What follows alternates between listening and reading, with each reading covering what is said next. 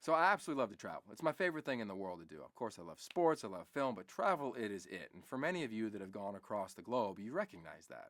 And often we go to certain places to see certain things. We go to see Machu Picchu.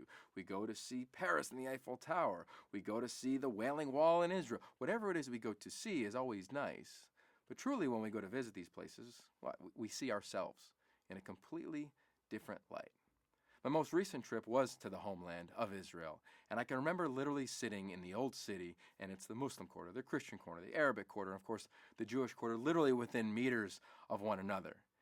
And we asked people one basic question of what does it mean to love?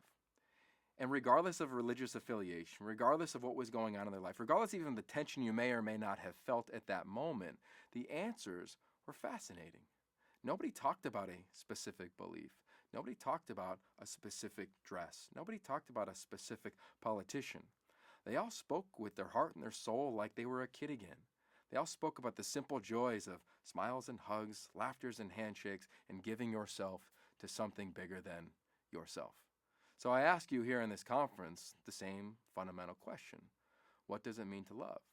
And I think that we'll realize when we reflect back on our lives that the most meaningful relationships we have are the ones where we gave everything we possibly could. And I think as athletically minded, competitive people, which are all of you in the audience, I think you can only do two things that are absolutely guaranteed. You can love. You can love your craft, you love the people close to you, but you can love. For me, it was the love of sport. That was the first time I realized I could love.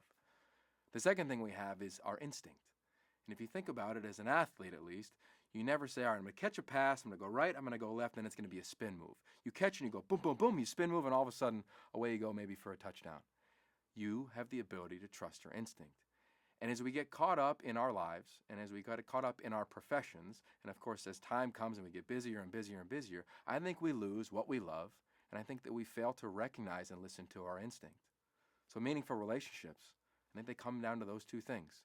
You can feel when it's comfortable, you can feel when it's not.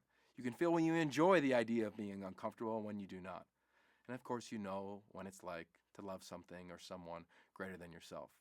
So I leave you with those two elements that I think are absolute guarantees in all of our lives when we try to build meaningful relationships.